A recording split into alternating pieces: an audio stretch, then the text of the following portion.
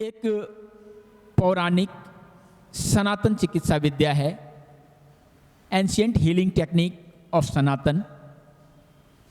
यह हमारे अथर्ववेद में वर्णित है। अथर्ववेद में ऋषि अंगिरा ने 4 तरह की चिकित्सा विद्या का वर्णन किया है। इस संसार में जितनी भी चिकित्सा विद्या है, जितने नॉन थेरेपीज हैं, नोन और अननोन, ऑल 4 वर्ग में बांटा हुआ है। जैसे दिशाओं को चार दिशाओं में 4 वर्ग में बांटते हैं, पूर्व पश्चिम उत्तर दक्षिण, मोटा मोटी इतना, वैसे दिशाएं 10 है।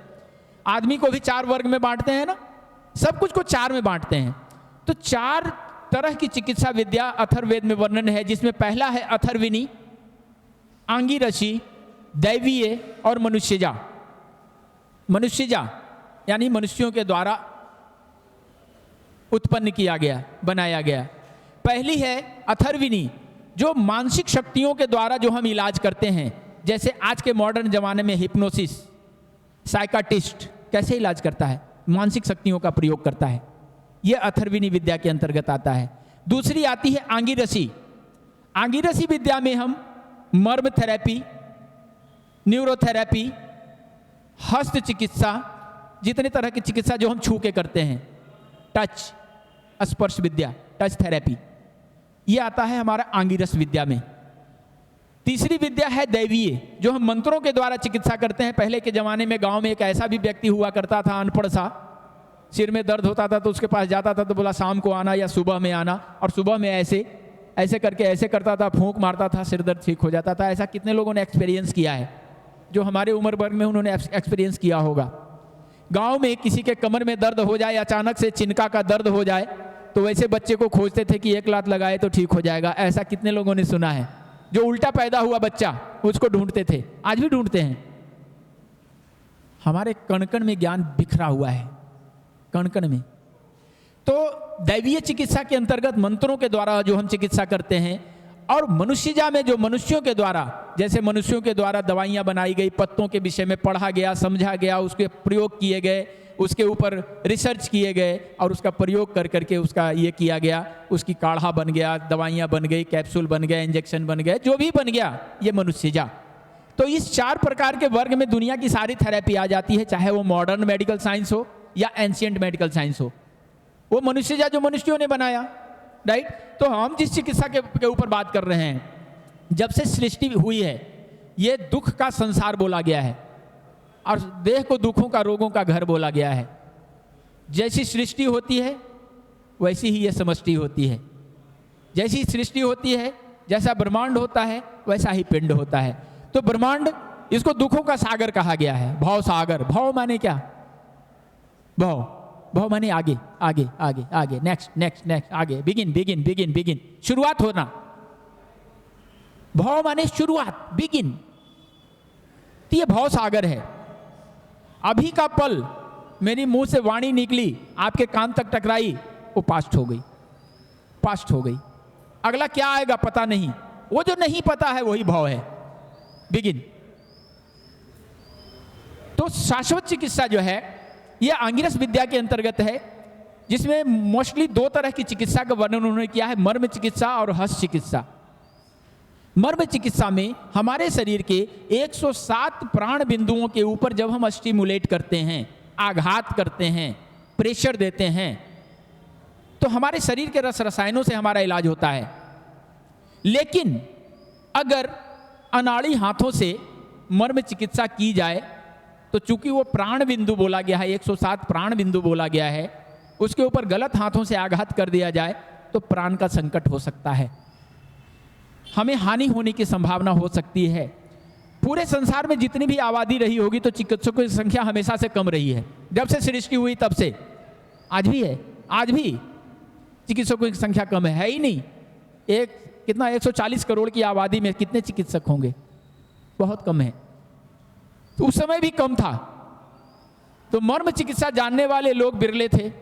तो ऋषि अंगिरा ने एक ऐसी सुखद, एक ऐसी सुरक्षित विद्या का वर्णन किया, जिसके द्वारा जान की कोई खतरा नहीं, हानि होने की कोई संभावना नहीं, जैसे टच कर दो। इसको उन्होंने हस्त चिकित्सा बोला, जो हमारे आश्रमों में आज शाश्वत चिकित्सा के रूप में जीवित है।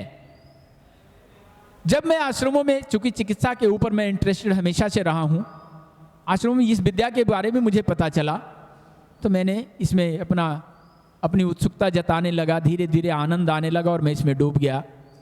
इसको मैंने मॉडर्न जो टेक्नोलॉजीज हैं, मॉडर्न जो साइंसेज हैं, हमारे शरीर की जो बनावट है, इसकी जो कार्य प्रणाली है, that's called anatomy and physiology, मैंने इससे कंपेयर करना शुरू किया और आप यकीन नहीं करेंगे कि रिजल्ट ऐसा मिला जैसे चमत्कार होता है।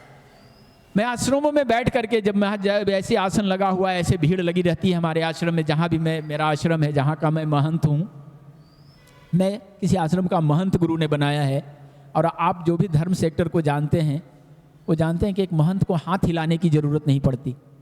अगर मुझे जल की भी आवश्यकता है तो जल मेरे लिए हाजिर होता है, भोजन की आवश्यकता है भोजन हाजिर होता है, जो भी चाहिए मुझे एक महंत को, बस महंत साहब तो महंत बैठा है, हर चीज़ हाजिर होता है कदमों पे आके। पैसे की कभी, भगवान की कृपा है मेरे ऊपर, लक्ष्मी मेरे पैरों में बसती है, पैसे की कभी कमी नहीं रही। तो ये आपसे कनेक्ट होने के पीछे पैसा कतई नहीं था। जो पैसे के लिए काम करता है दैट्स कॉल्ड लेबर, जो परफेक्शन के लिए काम करता है वो billionaire. Also Baba is billionaire, मैं बिलेनियर हूँ। पैसा किसका? इतने सारे लोग खड़े हैं आज यहाँ, चाहे आप खर्च करके आए होंगे, कुछ फीस भर के भी आए होंगे, लेकिन अगर शाश्वत चिकित्सा के नाम से कल अगर कहें कि 100 रुपया भेज देना बेटा, तो निश्चित रूप से मुझे लगता है कि कोई ना नहीं करेगा। और 100 रुपया बहुत ताकत होता है। पूरे भारत में इतने सारे लोगों को 2000 4000 अब तक सिखा चुका हूँ। अगर एक बार मैसेज खाली छोड़ दूँ कि मुझे 100 रुपये की आवश्यकता है, तो 2-4-5 लाख रुपए ऐसे इकट्ठा कर दूँ। ये भगवान की ताकत है, लेकिन मुझे वो करना नहीं है। मैं अंधविश्वास फैलाने वालों में से नहीं हूँ, अंधविश्वास से भगाने। हमारे संसार में जितनी भी बातें जिसको हम अंधविश्वास के रूप में लेते हैं, सब हमारे शाश्वत ज्ञान का रूप है, वो अब अंधविश्वास का रूप हो गया है। अभी कोरोना काल में आपने देखा होगा कि लोग कपूर, लौंग, क्या क्या डाल करके कपड़े में बांध के, रुमाल में बांध करके सूंघने लगे थे। हमारे यहाँ जब नवरात्रि होती थी, तो नवरात्रि 9 दिन का त्यौहार, हम अपने बच्चों को काले कपड़े में हींग, कपूर, क्या क्या बांध के गले में बांधा करते थे। कितने लोगों को पता है? हम इसलिए बांधते थे कि उससे जो स्मेल निकलता है यहाँ पे एक लेयर बना लेता है। जिस समय नवरात्रि मनाई जाती है उस समय हमारा इम्यून कमजोर होता है, बैक्टीरिया बहुत आयत में होती है, क्योंकि मौसम बदल रहा होता है। इसलिए हमारे पूर्वज कितने ज्ञानी थे कि हमें नाक में बैक्टीरिया ना जाए, उसका प्रकोप ना हो, इसलिए एक लेयर बना देते थे वैसी सुगंधी वाली वस्तुओं का, एंटीबैक्टीरियल वस्तुओं का। लेकिन हमने उसको अंधविश्वास करके काट दिया। कोरोना काल ने सिखाया है समाज को। आज आपके लिए ये टूल इतना कारगर होने वाला है, चाहे न्यूरोथेरेपिस्ट हैं, चाहे शाश्वत चिकित्सा के थेरेपिस्ट हैं, या किसी भी जो बिना मेडिसिन के जो दवा का काम करते हैं, उनके लिए आज एक अवसर भगवान ने दिया है। अवसर कोरोना काल ने दिया है। कोरोना काल ने जब लोगों को घर में बंद कर दिया, उसे समझ में आ गया कि सिर्फ दवाइयों से हम स्वस्थ नहीं रह सकते, हमें कुछ और करना पड़ेगा। इस कुछ और में हम लोग हैं, जो आज आगे बढ़ रहा है, बहुत तेजी से ग्रो कर रहा है। और आप उस समय हैं, सौभाग्यशाली लोग हैं कि उस समय इससे इंटरेस्टेड हुए हैं, जिस समय संसार को इसकी ज़रूरत है और संसार ने इसकी महत्ता समझना शुरू कर दिया है। राइट? कितने लोग सहमत हैं इस बात से? मेरे साथ बिल्कुल कनेक्ट हो जाएं। मैं सवाल जवाब करता रहूँगा, इसी बीच में बातें भी करता रहूँगा। और तो शाश्वत चिकित्सा को ऋषि अंगिरा ने अंगिरस विद्या के अंतर्गत वर्णन किया है, जिसमें मर्म चिकित्सा और हस्त चिकित्सा का वर्णन है। हस्त चिकित्सा ही शाश्वत चिकित्सा है। हमारा शरीर, थोड़ी देर के लिए शरीर को समझें। शाश्वत चिकित्सा के बारे में कोई सवाल? शाश्वत चिकित्सा, व्हाट इज शाश्वत चिकित्सा? क्लियर हो गया? ये अथर्ववेद की विद्या है, ऋषि अंगिरा इसके प्रणेता हैं, बाबा जी उसके सिर्फ मालवाहक हैं, ढोने वाले। मैं उसका ये हूँ। ठीक है, क्लियर है? अथर्वणी विद्या का अंग है। हमारे शरीर के बारे में समझें थोड़ी देर। हमारा शरीर दवाइयों के लिए नहीं बना है। हमारा शरीर दवाइयों के लिए नहीं बना है। जब ईश्वर ने हमें पैदा किया तो 80 बिलियन न्यूरॉन्स देके भेजा है और 60 ट्रिलियन सेल्स देके भेजा है। हमारे शरीर में कितने 80 बिलियन न्यूरॉन्स होते हैं? लगभग, कम ज़्यादा हो सकता है, रिसर्च का विषय है। और 60 ट्रिलियन सेल्स होते हैं। और इसके अंदर रोगों से लड़ने के लिए, सुरक्षा के लिए एक डॉक्टर देके भेजा है, that's called immune system. Immunity system is our doctor. उस डॉक्टर को हेल्प करने के लिए शरीर में पूरा मेडिकल स्टोर भगवान ने बना दिया है, that's called hormones and neurotransmitters. विज्ञान 107 न्यूरोट्रांसमीटर्स खोज चुका है। जैसे हम 7 मर्म चिकित्सा के पॉइंट खोजे हैं, वैसे वो 107 न्यूरोट्रांसमीटर्स की खोज कर लिया है। ये जितने न्यूरोट्रांसमीटर्स हैं, जितने हार्मोन्स हैं, ऑल आर मेडिसिन्स। हमें अगर दर्द होता है तो दर्द के लिए हम पेन किलर लेते हैं। पेन किलर का क्या काम है? पेन किलर का काम है कि दर्द का एहसास हमारे ब्रेन से कट कर देना।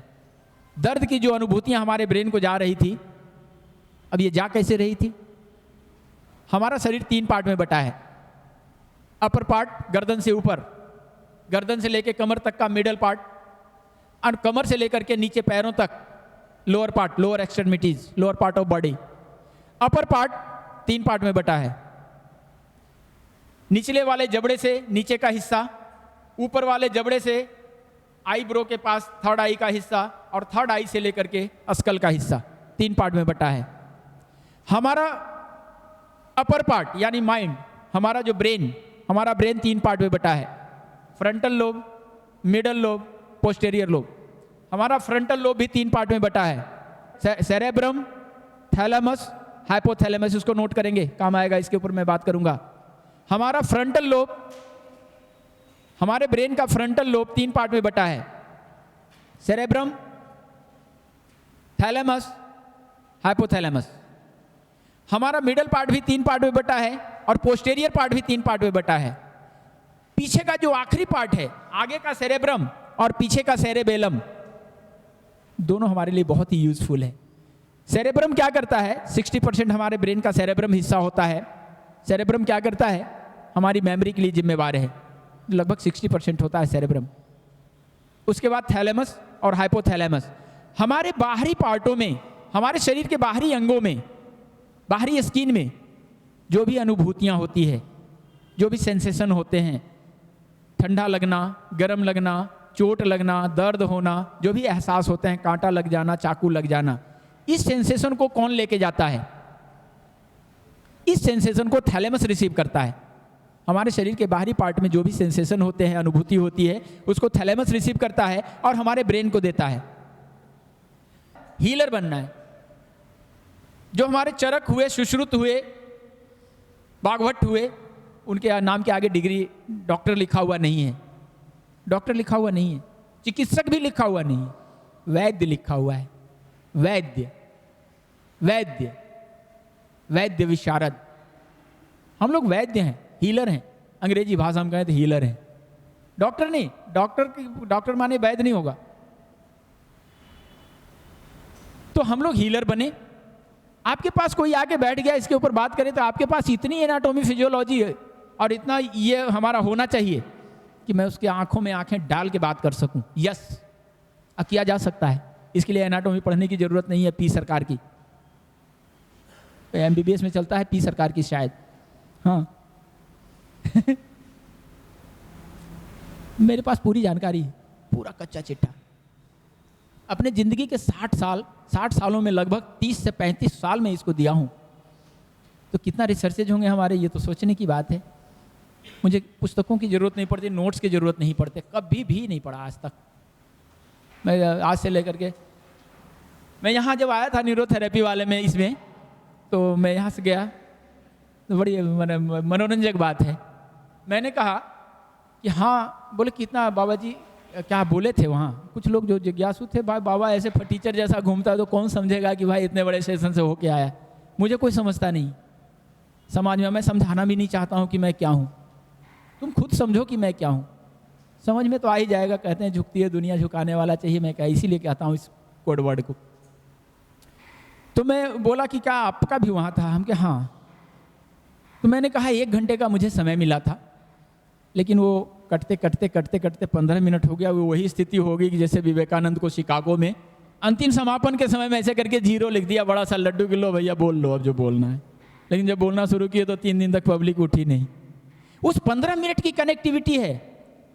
क्या न्यूरोथेरेपिस्ट दोस्त आए हुए हैं, परिहार सर खुद आए हुए हैं। उस 15 मिनट की परिणति है, रिजल्ट है, उस क्रिया की प्रतिक्रिया है। हमारे वेदों में कहा गया है, या क्रिया व्याधि हरणी, या क्रिया व्याधि हरणी सा चिकित्सा निगद्यते। जिस क्रिया को करने से व्याधियों का हरण होता है उसे चिकित्सा बोला गया है। इस संसार में कोई रोग नहीं, इस संसार में कोई रोग है ही नहीं, लेकिन हर आदमी बीमार है।